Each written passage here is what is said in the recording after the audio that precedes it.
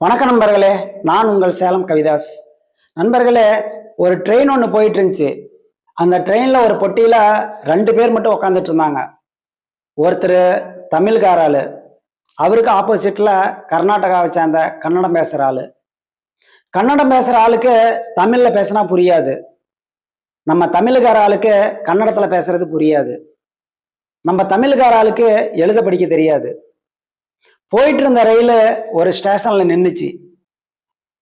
வெளியே தலைவிட்டு எட்டி பார்த்த நம்மளுக்கு இந்த ஊர் பேர் என்னன்னு தெரியலையா, சரி முன்னாடிக்கிறான்ல இவங்கிட்ட கேட்டு தெரிஞ்சுக்கலான்னு அந்த கன்னடம் பேசுற ஆளுகிட்ட இந்த ஊரு பேர் என்ன அப்படின்னு கேட்டான். நம்ம தமிழுக்கார ஆளு தமிழ்ல என்ன கேட்கறாங்கிறது அந்த கன்னடக்காரருக்கு புரியல. உடனே அவரு ஏன்றி அப்படின்னாரு. அதாவது கன்னடத்துல ஏன்றி அப்படின்னா என்னங்க அப்படின்னு அர்த்தம். நம்மால இந்த ஊர் பேர் ஏன்றி ஆட்டங்குது அப்படின்னு நினைச்சுக்கிட்டாரு. மறுபடியும் கொஞ்ச நேரம் கழிச்சு அந்த ரயில் இன்னொரு ஸ்டேஷன்ல போய் நின்றுச்சு. அதை பார்த்த நம்மால இந்த ஊர் பேரும் தெரிஞ்சுக்கணும்னு அந்த முன்னாடி இருக்கிற கன்னடக்கார ஆளுகிட்ட இந்த ஊர் பேர் என்ன அப்படின்னு கேட்டான்.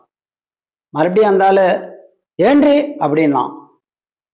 உடனே நம்மால அது சின்ன ஏன்றி, இது பெரிய ஏன்றி ஆட்டங்குது.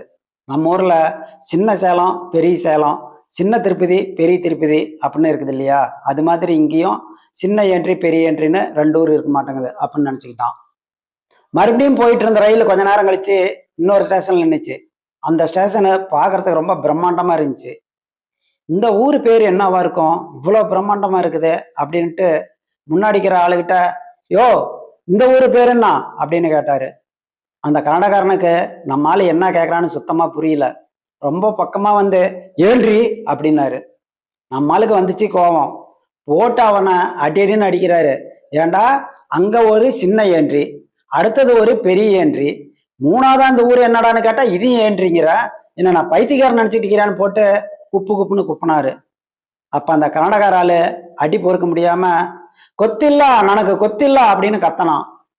உடனே நம்மால அப்படி சொல்லு, இந்த ஊரு பேரு நனக்கு கொத்தில்லா அப்படின்னு நினைச்சுக்கிட்டு அமைதியா உட்காந்துட்டாரு. அதாவது கன்னடத்துல நனக்கு கொத்தில்லா அப்படின்னா எனக்கு தெரியாது அப்படின்னு அர்த்தம். நண்பர்களே, சில பேரு வழியில அடி தாங்க முடியாத கத்துற கத்து கூட சில பேர்த்துக்கு ஒரு பதிலா தான் தெரியும்.